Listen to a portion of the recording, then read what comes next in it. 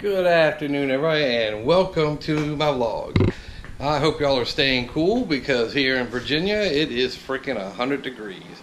Always. It seems like we live in the desert. But anyway, today's vlog is going to be a comparison between the 2003 New Edge versus the 14 Coyote. So, like I said, I have the pleasure of owning both, so I can give y'all kind of a step on what the differences are. Starting with the motor. You have the 4.6 motor, 2-valve, roughly 260 horsepower to the crank, factory. This one's more, I guess, 220 to the wheel because I've done minor modifications to it and you know, put a new intake and a tune from Bama, and Bama tunes are fine. People always cry about Bama tunes and I've never had a problem with them. So that motor itself, you know, it's decent, and you could put a blower on it and you might get yourself up to like 400 or 500 horsepower without maybe blowing out the internals, but it's not really designed for it. So depending on what you want to go with or what you're trying to get to is where this video may help you.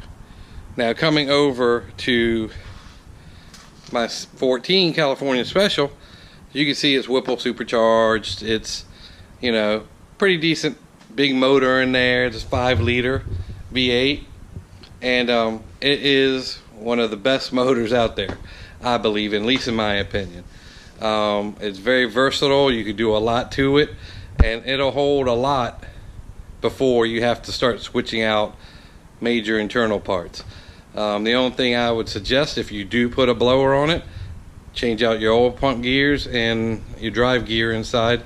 Once you're in there, just clean it up, and that'll save you a lot of money along the way. You don't want a $100 part costing you a $12,000 motor. So that's one tip. And you know what? I still need to do it, so I have to get with my own information. But horsepower wise, when this came off the factory, just with nothing done to it, it was 420 to the crank. So roughly like 395, 385 to the wheel. Well, with the blower and the modifications that I've done to this car, I'm sitting around 730 horsepower dynoed. So actual to the wheel horsepower.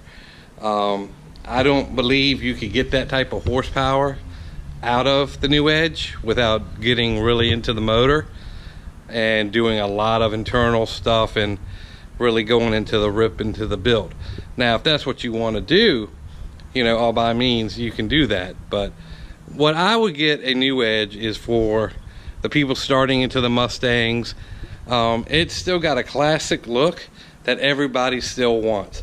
I believe if Ford would put the technology of this car into this car and bring them back for a couple of years, these cars would sell like hotcakes because everybody still loves the New Edge body style. It's sexy looking. The way that the rear end and the lines in it. The only thing I wish they would have done is took out the truck status for the wheels. This is actually lowered on e-buy Pro Springs, and as you could tell, there's still a big gap between here. And then I got the same springs on this car. There is no gap. There's one finger in between the wheels. So I don't know why they have monster truck status they like back then, but I am putting coilovers on this car. I do have them inside and maybe putting them on this weekend, so there may be a video on that later. But that's a whole different story. We're just looking at the cars for what they are. Like I said, the New Edges are a slight bit smaller. So like I said, they fit in tighter spots, I found out, with putting it in the garage. And you have that classic sound with the New Edge. The exhaust, like I said, I have a set of flow matches on here, and you have that classic old school rumble that you cannot get out of a newer car, out of the Coyote. The Coyotes have more of a I guess raspy, higher pitched rumble to them. So like I said, it's by far, if you like the sound quality of a car, the 2-valve makes an awesome sound. I mean, you can hear a 2-valve down the road and you're gonna know it's a 2-valve because of the way it sounds. And like I said, you can't compare that part of it too much. But like I said, this car, you can probably pick up a new Edge anywhere between $3,000 to $8,000 depending on the condition of the car. So it's a good platform. Like I said, I got this one for roughly mid-6s, and I've dumped about 3 or 4 grand into it since I've got it, just on the hood, some new wheels, new rotors, new intake, and a tune, so, and a shifter. And once we get inside, I'll show you that. And like I said, it is a convertible, has a new top, so when it's not 1,000 degrees out here, I'll drop the top and enjoy the weather.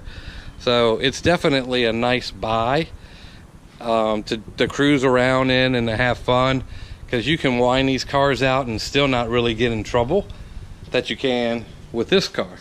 You're winding this car out, you're doing 120 before you know it. So it's definitely not comparison motor wise. Let me go to the interior. Let me head over to the interior part real quick and show you the differences inside with the car. So I'll be right back.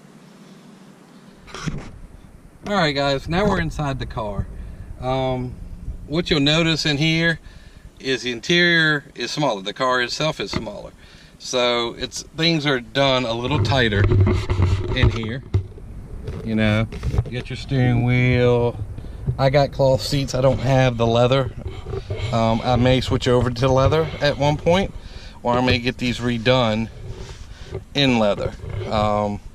I have my friends down at Auto Express that would hook me up and maybe get me some leather kit for this. But also, you have the analog gauges, and then they had a factory stereo in here, but the stereo itself was messed up, so I went ahead and had an extra head unit. And everything that I've run in both cars are the Kenwood Exelons. This one's an older one, which is the DNX 890 HD. And in my other Mustang, I'll show you, I'm running the DNX 893S.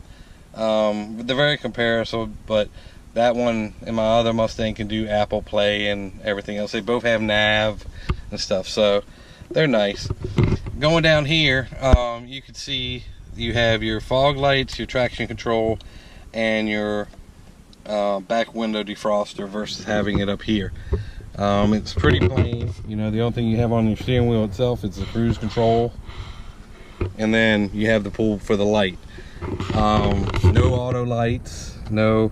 But again, you're talking about 03 technology versus, you know, 11 more years down the road, you got auto lights and all the safety features and stuff. What I like about this car, it's a driver's car. You tend to, excuse me, you tend to be more one with this car. You'll feel it more. You'll feel the way it sways and bumps and shifts, because it's more of a raw car, like muscle cars used to be, instead of everything being assisted by something. It does have the computer and assist and traction control, but it's, you know, 2003 version of traction control versus 2014 of traction control. So this will slip more and slide, and you know, you turn it off and you can have yourself a good time with this. And like I said, you can wind these cars out because you're talking like 220 horsepower. You know, now you can buy a car that weighs half as much, has a 4-cylinder with a turbo on it that's producing 400 horsepower. So, you know, like I said, it's fun. It's a fun little car to drive. I daily this one, and like I said, I like the way it is. But there's some things that I would change, like again with the seats and stuff. But it's kind of nice with the convertible top. So if you are on a hot day, the seats don't get hot. They'll get warm, but they won't get hot, so you won't be burned when you sit on them. And then this back space back here, yeah, I mean, it's a Mustang, guys, so you know you're not gonna have a Cadillac back in, but you could still fit stuff back there. And you know, if you have small children, you could still make it work, especially with my family, because we're all short anyway, so we could fit pretty much anywhere. It's like a freaking circus clown car when we get out, but that's another thing. The shifter, I mentioned that earlier. This is Jmw Shifter for this year car. I think it roughly rounds around 190. The install, it was fairly easy. I did a video on that earlier if you want to go watch that one. I think it's definitely a big improvement, because there's your first gear. Before, when you had this car with the regular shifter, the first gear is up here. So you would always have these long throws. Now you have 1, 2, 3, 4, 5, and then reverse. And that's it. And it's so much better. And if you've had one of these before, and you know what I mean with the long throws, and this is a lot more comfortable for a drive. You don't have to do all the reaching and stuff. But another thing about this car that is kind of odd, and it's something you get used to, but the pedals. You look at the pedals down here. You have your clutch pedal, your brake pedal, and your gas pedal. And they're all at different levels. This is highest, middle, and low. I don't know why Ford did that for this car. It makes no sense to me. But it's kind of a challenge trying to adjust your seat to make it comfortable for you, because your clutch is so high, your brake is in the middle, and your gas is so far low. So you have to kind of adjust your seat weird to make it fit, so you look like you're either all up on the steering wheel, or if you're sitting too far back, you're not going to hit the gas right. So it doesn't make no sense, but I'm sure they had a reason for doing it at some point. But, you know, hey, what am I to say? And then with these cars, you don't have a trunk release in here. It's right up in here. Old school style. Release the trunk. So that's the interior of this car. I'm going to go ahead and roll to the trunk, show you your storage space. Like I said, this may be a little different because it's a convertible versus a coupe. So the coupe may have you a little bit more room because you don't have to worry about top storage. But let's get back there and we'll see what we're looking at. Alright guys, we're here at the trunk now. And yeah, it's pretty much, that's it. You got maybe 3 feet tall and maybe 3 feet wide to put stuff in there. And like I said, a lot of it's because the top on this one has to go down. That's a car cover, sorry. But you know, you get, if you're not going to the grocery store and then buying $3,000 worth of groceries, you'll be fine. You know, the little things will fit. Golf club bags will fit in here, so if you're going to go out to the course, you can put your golf clubs in there with no problem. So there's that. What's going on here? Anyway, we'll be right back. We'll move on to the next. Alright guys, now we're in my California Special, and as you can see, the interior is definitely upgraded from that.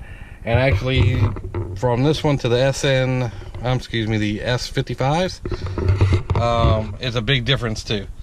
You got in here, you got upgraded dashes, track pack, digital, bunch of gauges that light up in the middle, auto lights, you know, creature comforts are all in here, heated seats and whatnot. You got leather with Alcantara suede, you know, so it's definitely a big difference between the two.